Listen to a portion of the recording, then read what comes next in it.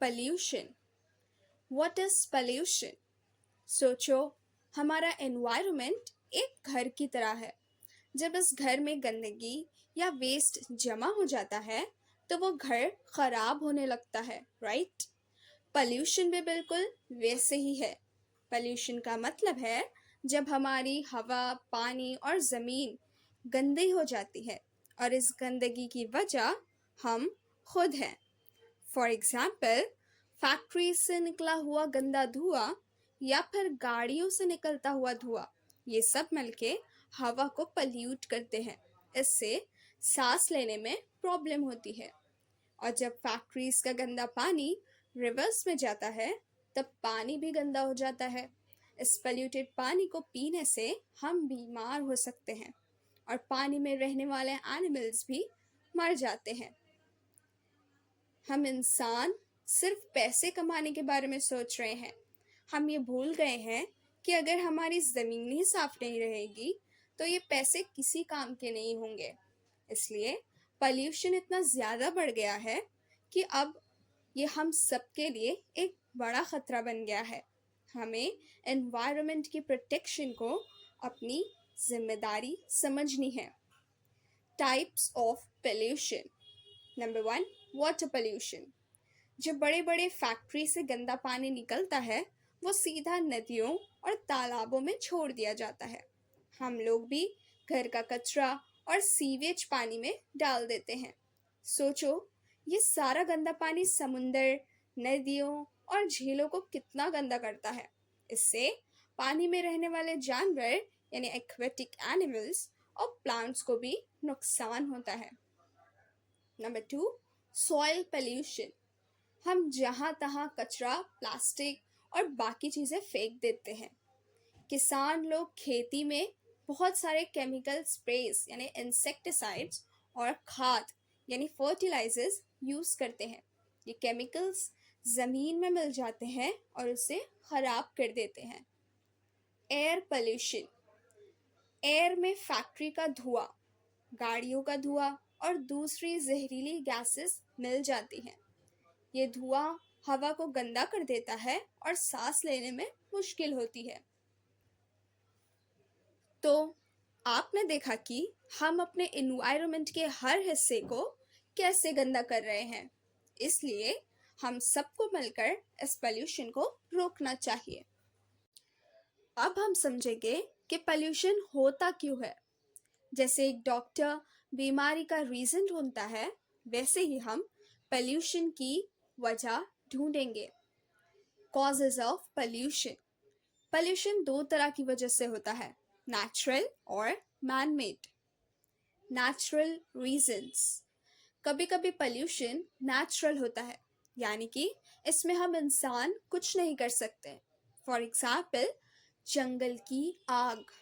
जब जंगल में अपने आप आग लग जाती है तो उससे बहुत धुआं निकलता है जो हवा को गंदा कर देता है। Dust storms.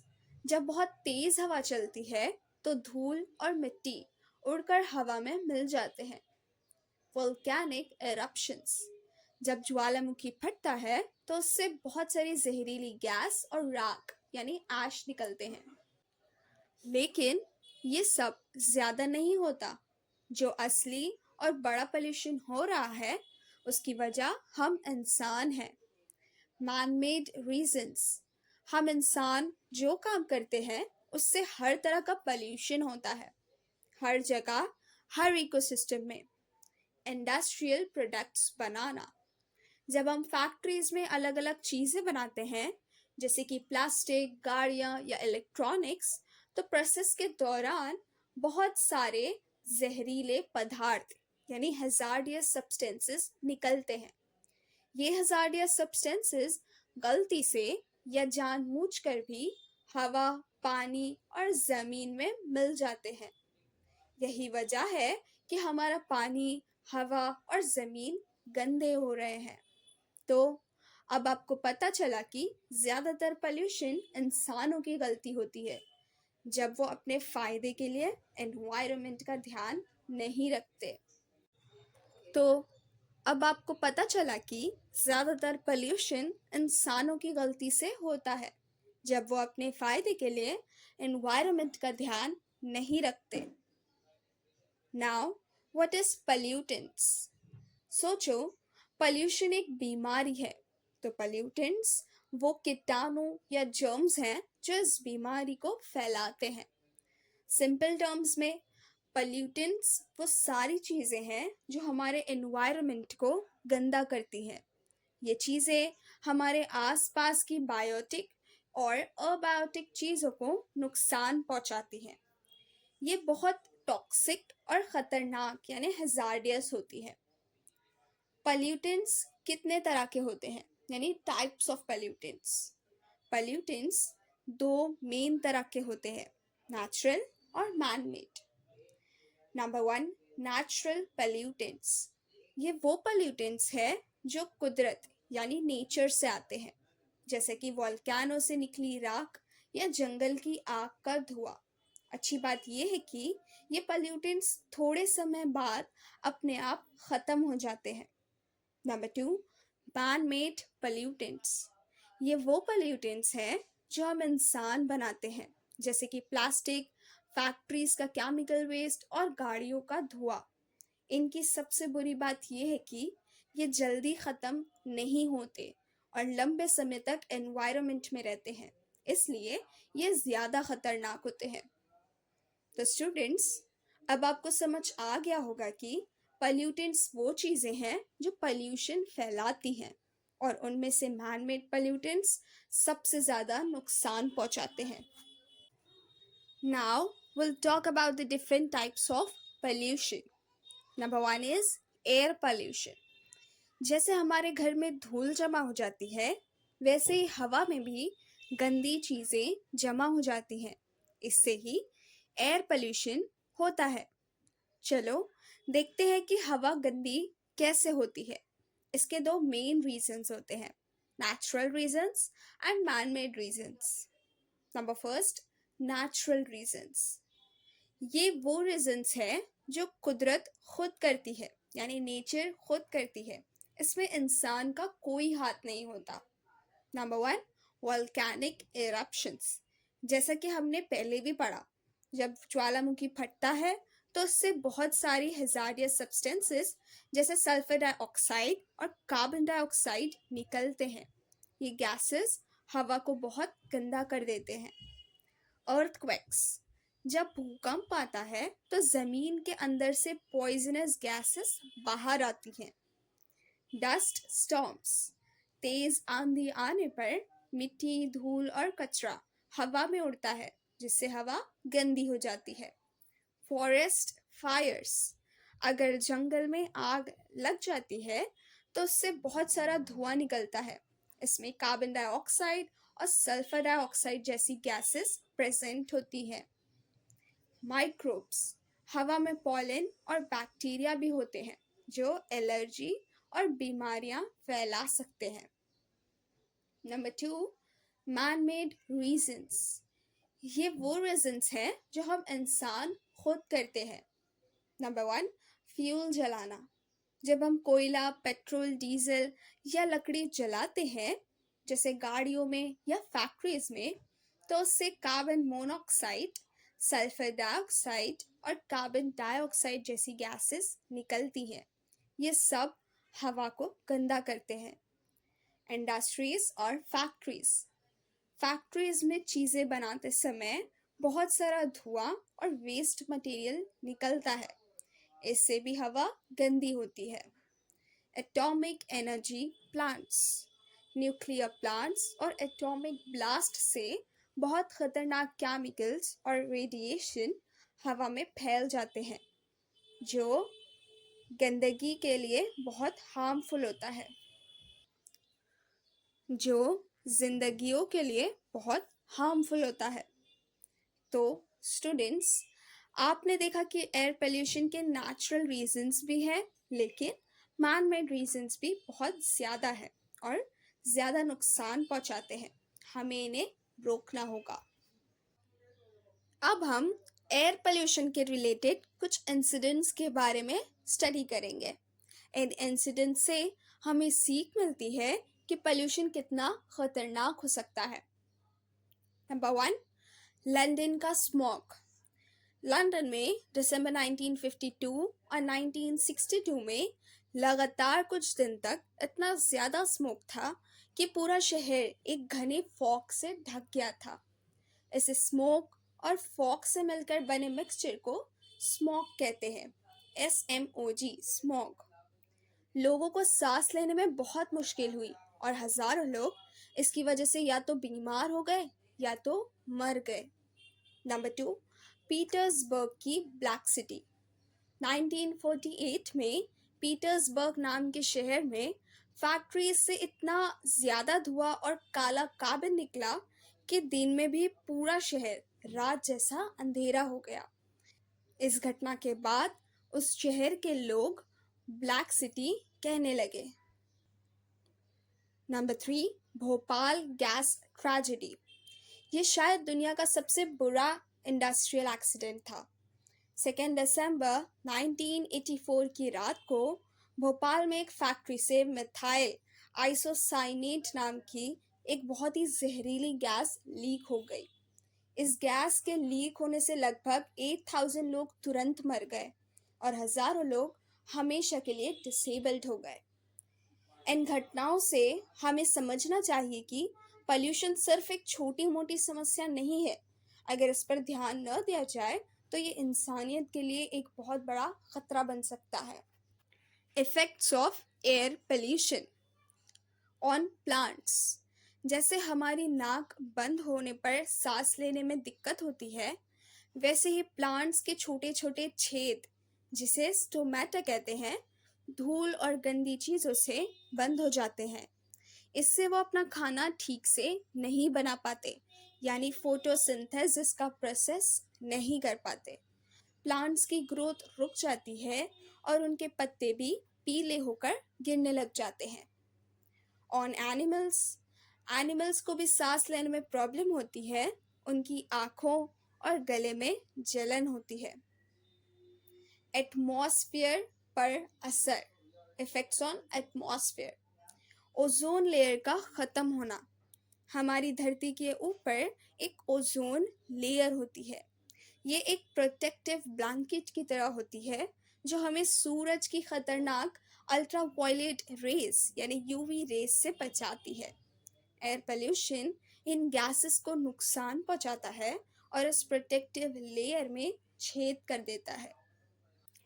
Green house effect and global warming.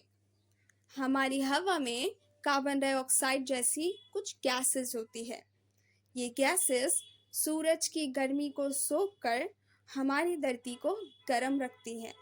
इसको ग्रीन हाउस इफेक्ट कहते हैं। पर जब हम इंसान फैक्ट्री और गाड़ियों से बहुत ज़्यादा कार्बन डाइऑक्साइड हवा में छोड़ते हैं तो ये गैसेस एक मोटी ब्लैंकेट बना लेती हैं। ये ब्लैंकेट धरती की गर्मी को बाहर नहीं जाने देती, जिससे धरती बहुत ज़्यादा गर्म हो जाती है। इसी को ग्लोबल वार्मिंग कहते हैं। Effects on environment. Global warming की वजह से पूरे एनवायरनमेंट पर बुरा असर हो रहा है। Climate change. गर्मी बढ़ने से मौसम का पैटर्न बदल रहा है। कहीं बहुत ज़्यादा गर्मी पड़ती है तो कहीं बहुत ज़्यादा बारिश। ग्लेशियर्स का पिघलना। पहाड़ों पर जमी बर्फ यानी ग्लेशियर्स और समुद्र के आइसबर्ग्स तेजी से पिघल रहे हैं। सी लेवल का बढ़ना। ग्लेशियर्स के पिघलने से समुद्र का पानी का लेवल बढ़ रहा है, जिससे कोस्टल एरियाज डूब सकते हैं। खेती को नुकसान। गर्मी बढ़ने से फसल ठीक से नहीं उगती, जिससे खेती में नुकसान होता है। जानवरों को खतरा। मौसम बदलने से बहुत सारे जानवर और उनकी हैबिटेट्स को खतरा हो रहा है। तो आपने देखा कि एयर पोल्यूशन का असर कितना बड़ा और ख़तरनाक है। हमें इससे बचने के लिए कदम उठाने चाहिए। Now will talk about acid rain. Acid rain का मतलब है खतरनाक बारिश। जैसे हमारी हवा में पोल्यूशन होता है, वैसे ही बारिश का पानी भी पोल्यूटेड हो सकता है। ये कैसे होता है? जब हम कोयला, लकड़ी या पेट्रोल डीजल जलाते हैं तो उससे दो तरह की गैसेस निकलकर हवा में चली जाती है। नंबर वन, सल्फर के ऑक्साइड्स। नंबर टू, नाइट्रोजन के ऑक्साइड्स। जब बारिश होती है तो ये गैसेस बारिश के पानी में घुल जाते हैं। ये गैसेस पानी के साथ मिलकर एसिड्स बना देती हैं, जैसे सल्फ्यूरिक एसिड और नाइट्रिक एसिड। जब ये पानी बरसता है तो इसको हम एसिड रेन कहते हैं। Effects of acid rain. Number one, मिट्टी और पानी पर इसका असर। जब ये बारिश जमीन पर गिरती है तो मिट्टी और पानी भी एसिडिक हो जाते हैं। इससे पानी में रहने वाले जानवर और प्लांट्स मर सकते हैं और पूरा इकोसिस्टम खतरे में आ जाता है। Number two, buildings and monuments. Acid rain की वजह से बिल्डिंग्स, ब्रिजेस, हिस्टोरिकल मॉन्यूमेंट्स और मेटल से बनी चीज़ें घुलने और ख़राब होने लगती हैं। आपने देखा होगा कि कई पुराने मॉन्यूमेंट्स का रंग उड़ गया है या वो ख़राब हो रहे हैं। इसकी एक वजह एसिड रेन भी है। Plants and foods.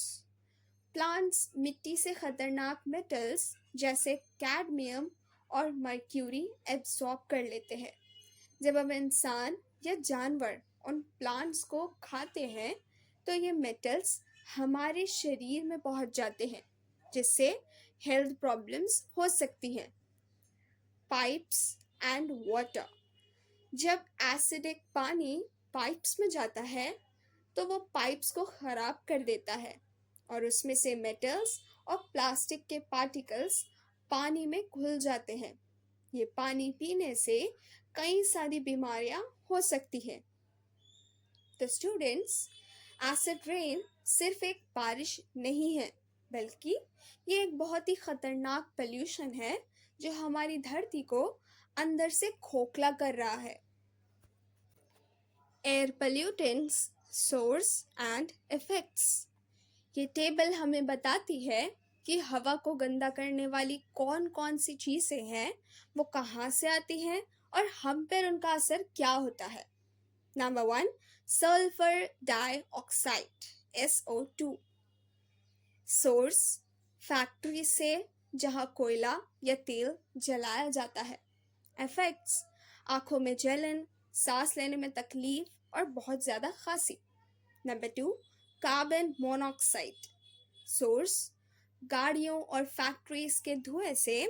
इफेक्ट्स, ये हमारे खून में ऑक्सीजन ले जाने की कैपेसिटी को कम कर देता है, जिससे सांस लेने में प्रॉब्लम होती है। Number three, oxides of nitrogen. Source, गाड़ियों के धुएं से। इफेक्ट्स, लंग्स और सांस लेने वाले रास्ते यानी रेस्पिरेटरी ट्रैक्ट में जलन। नंबर फोर, पर्टिकुलेट मैटर, धूल और कचरा। सोर्स, गाड़ियों और फैक्ट्री से। इफेक्ट्स, इससे सांस की बीमारियां हो सकती हैं। Number five, dust. सोर्स, गाड़ियों और फैक्ट्रीज के धुएं से। इफेक्ट्स, इससे एक बीमारी होती है जिसे सिलिकोसिस कहते हैं, जो लंग्स को नुकसान पहुंचाती है। Number six, pesticides. सोर्स, खेती में कीड़े मकोड़े मारने वाली दवाइयों से। इफेक्ट्स, लंबे समय तक इनके कांटेक्ट में रहने से मेंटल वीकनेस हो सकती है और यहाँ तक कि मौत भी हो सकती है। Number seven, methane. Source, industries में लीकेज से। इफेक्ट्स, इससे पॉइजन जैसा असर होता है और स्किन कैंसर, अस्थमा और सांस की बीमारियां हो सकती हैं। Ways to prevent air pollution. Number one, factory से निकलने वाला धुआं साफ करें। फैक्ट्री से जो धुआं निकलता है उसे बिना साफ किए हवा में नहीं छोड़ना चाहिए। मशीन्स और फिल्टर्स का इस्तेमाल करना चाहिए ताकि धुएं में जो गंदे पार्टिकल्स हैं वो हवा में न जाएं। कचरे का सही तरीके से डिस्पोज करें। जो कचरा बदबू करता है उसे सही तरीके से डिस्पोज करना चाहिए ताकि उससे निकलने वाली गैसेस हवा को गंदा न करें।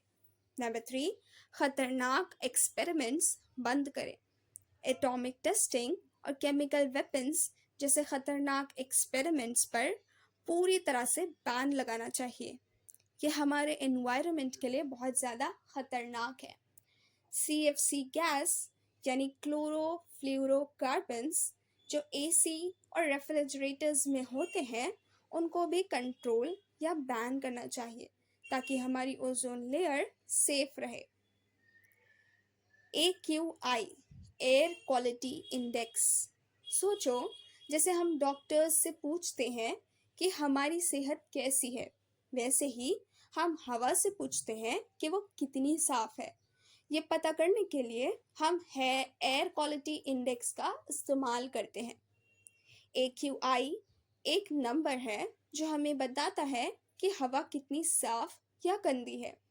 बड़े शहरों में कुछ बोर्ड्स पर हर दिन AQI नंबर दिखाया जाता है। ये number sulphur dioxide, carbon monoxide, nitrogen dioxide और धूल जैसे पॉल्यूटेंट्स की क्वांटिटी को मेजर करके बनता है। इस नंबर को देखकर हम जानते हैं कि हमारे शहर की हवा सांस लेने के लिए कितनी सुरक्षित है। Now we'll talk about the second type of pollution, which is water pollution. पानी हमारे लिए कितना ज़रूरी है ये तो आप सब जानते हैं। सोचो अगर पानी न हो तो क्या होगा? हम जी नहीं सकते। इसलिए पानी को मॉलिक्यूल ऑफ लाइफ कहा जाता है। हमारे शरीर का एक बड़ा हिस्सा पानी से बना है और हमारे शरीर के अंदर होने वाली सारी बायोलॉजिकल एक्टिविटीज़ पानी के बिना अधूरी है। यूजेस, हम पानी को बहुत से काम के लिए इस्तेमाल करते हैं। पीने और खाने बनाने के लिए, सफाई के लिए, खेती के लिए, इंडस्ट्रीज़ के लिए। इसके सोर्सेस क्या है?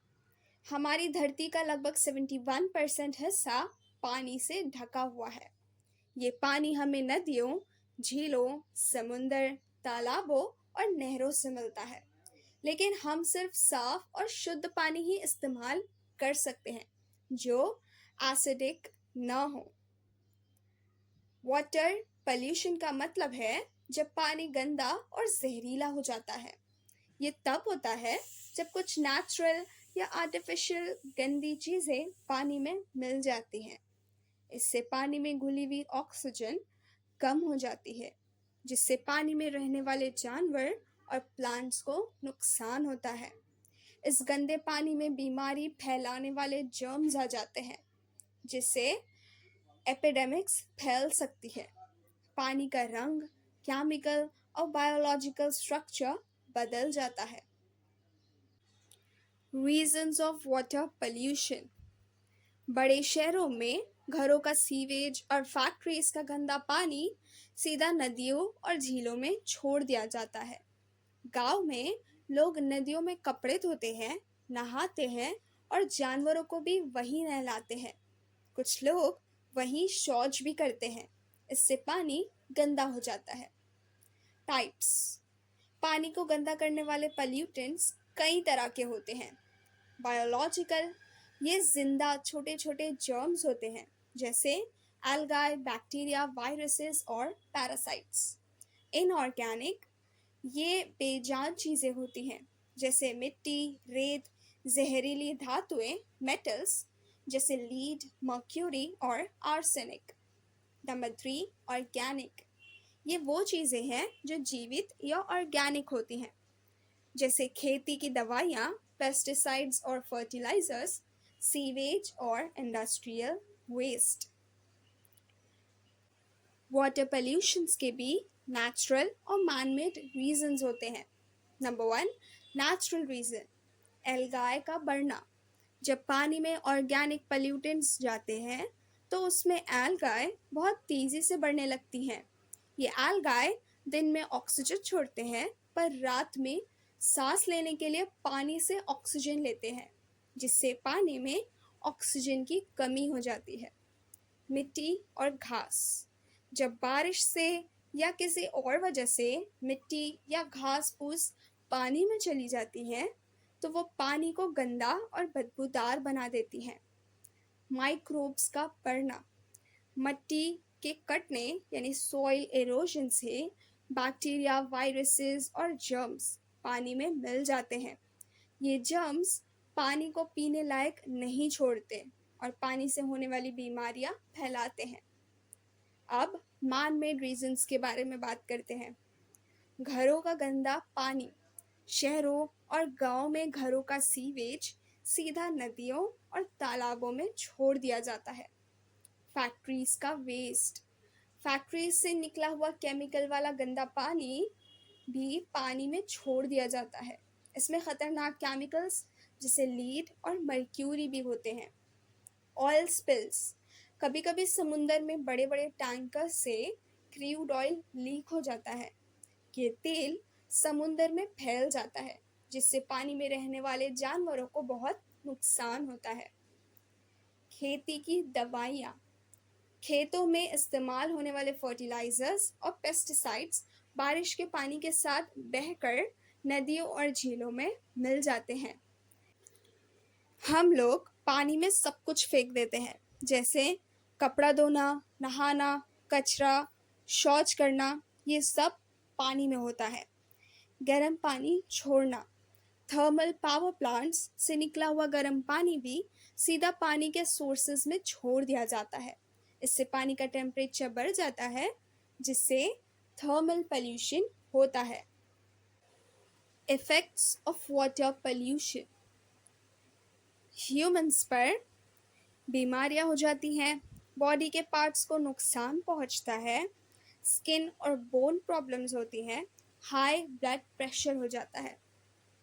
इकोसिस्टम पर बायोलॉजिकल इफेक्ट्स, प्लांट्स की ग्रोथ रुक जाती है, फूड चेन खराब हो जाती है, मछलियाँ मरती हैं और ऑयल स्पिल्स होता है। अबायोटिक इफेक्ट, पानी की क्वालिटी बदलती है, नमक की मात्रा बदलती है, ऑक्सीजन की कमी हो जाती है।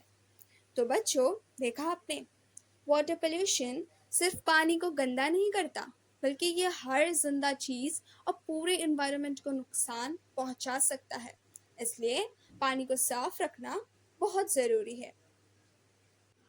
Now we'll talk about the third type of pollution, which is soil pollution.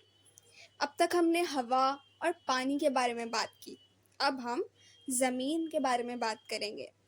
Soil pollution का मतलब है जब हमारी ज़मीन गंदी हो जाती है या उसकी फर्टिलिटी कम हो जाती है।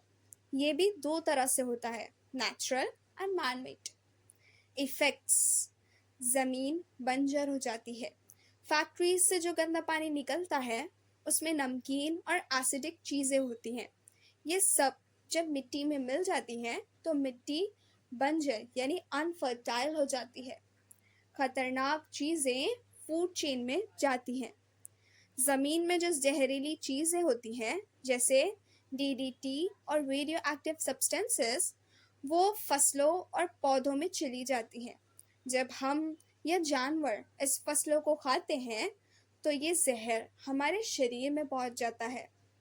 पानी भी गंदा होता है। जब खेतों में स्प्रे की हुई दवाइयाँ बारिश के साथ बहकर नदियों या ज़मीन के अंदर जाती हैं तो इससे पानी भी गंदा हो जाता है। बीमारियाँ फैलती हैं। गंदे सॉइल में बीमारियाँ फैलने वाले जर्म्स, पैथोजेंस भी होते हैं जो बीमारियाँ फैलाते हैं। Relationship of soil pollution with air and water pollution.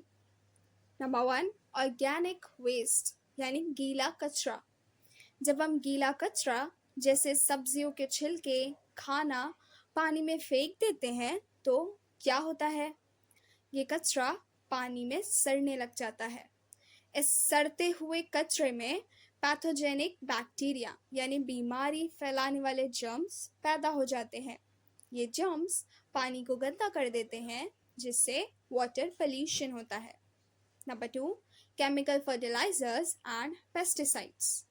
किसान खेत में ज़्यादा फसल उगाने के लिए केमिकल खाद और पेस्टिसाइड्स का इस्तेमाल करते हैं। इन चीज़ों के ज़्यादा इस्तेमाल से हमारी मिट्टी यानी सॉइल ख़राब हो जाती है, जिससे सॉइल पॉल्यूशन होता है। जब बारिश आती है तो ये केमिकल्स पानी में घुलकर नालियों और नदियों में चले जाते हैं। इससे भी वाटर पॉल्यूशन होता है। Human and animal waste. गांव और शहरों में कचरा और जानवरों का गोबर खुले में फेंका जाता है। इस कचरे से बदबू आती है। ये बदबू दरअसल हार्मफुल गैसेस होती है। जब ये गैसेस हवा में मिलती हैं तो एयर पोल्यूशन होता है, और अगर ये कचरा पानी में मिल जाता है तो वाटर पोल्यूशन भी होता है। सबसे बुरी बात यह है कि ये सारा कचरा और बैक्टीरिया मिलकर कई तरह की बीमारियां फैलाते हैं, जिससे लोगों की सेहत पर बुरा असर पड़ता है। तो स्टूडेंट्स, आपने मिट्टी, हवा और पानी का पोल्यूशन आपस में कैसे एक दूसरे से जुड़े हुए हैं, इसको देखा। एक को साफ रखना है तो दूसरे को भी साफ रखना ज़रूरी है। अब हम समझेंगे कि वेस्ट कितने तरह का होता है। हम सब अपने आसपास बहुत सारा कचरा देखते हैं, पर क्या आपको पता है कि उसे अलग अलग कैटेगरीज में बांटा जा सकता है। नंबर 1, डोमेस्टिक वेस्ट यानी घर का कचरा। जैसे कि नाम से ही पता चलता है, ये वो कचरा है जो हमारे घरों से निकलता है। पुराना सामान जैसे फटी हुई किताबें, खाली बॉटल्स, प्लास्टिक के डिब्बे या शीशे के टुकड़े। घर का कबाड़, इसमें पुराने बर्तन, फटे हुए कपड़े और मेडिसिन के खाली पैकेट्स भी आते हैं। Number 2, biological waste. ये वो कचरा है जो लिविंग थिंग से निकलता है। ये आमतौर पर जल्दी सड़ जाता है। जीवों का कचरा जैसे किसी मरे हुए जानवर का शरीर। पौधों का कचरा, सब्जियों और फलों के छिलके, खाने का बचा हुआ सामान। Number 3, agricultural waste. ये कचरा खेतों और खेती से रिलेटेड काम से निकलता है। फसल का कचरा, जानवरों का कचरा, खेत में इस्तेमाल होने वाली चीज़ें, इसमें इंसेक्टिसाइड्स, केमिकल फर्टिलाइजर्स और उनकी खाली पैकेट्स और बॉटल्स भी शामिल हैं। पॉल्यूशन को रोकने के लिए कानून यानी लॉज। हमारी सरकार ने एनवायरनमेंट को साफ रखने के लिए कुछ खास कानून बनाए हैं। वाटर के लिए 1974 में वाटर पोल्यूशन एक्ट बनाया गया, ताकि कोई भी फैक्ट्रीज या लोग पानी को गंदा न कर सके। एयर के लिए 1981 में एयर पोल्यूशन एक्ट बनाया गया, जिससे फैक्ट्रीज से निकलने वाला धुआं और गाड़ियों का पोल्यूशन कंट्रोल किया जा सके। एनवायरनमेंट को बचाने के लिए इन सब के अलावा 1986 में एनवायरमेंटल प्रोटेक्शन एक्ट बनाया गया, जो एनवायरनमेंट से जुड़ी हर चीज़ की सुरक्षा करता है। कचरे के लिए हमने अलग अलग तरह के कचरे के बारे में पढ़ा था ना, जैसे हॉस्पिटल्स के कचरे, बायोमेडिकल वेस्ट और ख़तरनाक कचरा, हैज़ार्डस वेस्ट। इन सबको सही तरीके से डिस्पोज करने के लिए भी कानून है, जो 1989 और 1998 में बनाए गए हैं। आवाज़ के लिए गाड़ियों और लाउड स्पीकर्स से होने वाले शोर, नॉइस पोल्यूशन को कंट्रोल करने के लिए भी 2000 में रूल्स बनाए गए। इलेक्ट्रॉनिक कचरे के लिए हमारे पुराने कंप्यूटर्स, फोन्स और टीवीज जैसे ई वेस्ट को हैंडल करने के लिए 2011 में अलग रूल्स बनाए गए। गवर्नमेंट स्टैट्यूटरी बॉडीज, पॉल्यूशन को कंट्रोल करने वाली सरकारी एजेंसीज। सिर्फ कानून बनाने से कुछ नहीं होता, उनको फॉलो करना भी ज़रूरी है। इसके लिए सरकार ने कुछ एजेंसीज बनाई हैं। सेंट्रल पोल्यूशन कंट्रोल बोर्ड पूरे देश के लिए, महाराष्ट्र पोल्यूशन कंट्रोल बोर्ड हमारे महाराष्ट्र राज्य के लिए। ये एजेंसीज फैक्ट्रीज, कंपनीज और हमारी लोकल बॉडीज जैसे म्यूनिसिपैलिटीज और ग्राम पंचायत पर नज़र रखती है। ये देखती है कि सब लोग पोल्यूशन कंट्रोल वाले कानून को सही से फॉलो कर रहे हैं या नहीं। तो स्टूडेंट्स, पोल्यूशन को रोकने के लिए कितने सारे एफर्ट्स लगते हैं। हम सबको भी इन कानून को फॉलो करना चाहिए और अपने एनवायरनमेंट को साफ रखने में हेल्प करनी चाहिए। So students, to conclude the chapter, pollution एक बहुत ही सीरियस प्रॉब्लम है। एयर, वाटर या सॉइल, हमने हर जगह पोल्यूशन फैला दिया है। फैक्ट्रीज का धुआं, गाड़ियों से निकलने वाला जहर, खेती में यूज होने वाले केमिकल्स और हमारा गलत बिहेवियर, इन सब से हमारी धरती, हमारी हवा और हमारा पानी भी गंदा हो रहा है। इस पोल्यूशन का असर हमारी सेहत पर, जानवरों पर और पूरे इकोसिस्टम पर पड़ रहा है। एसिड रेन और ग्लोबल वार्मिंग जैसी बड़ी प्रॉब्लम्स भी इसकी वजह से हो रही है, लेकिन इसे रोकना हमारी जिम्मेदारी है। हम सबको मिलकर अपने एनवायरनमेंट को बचाना होगा, क्योंकि अगर हमने अभी ध्यान नहीं दिया तो आगे चलकर हमारी धरती रहने लायक नहीं रहेगी।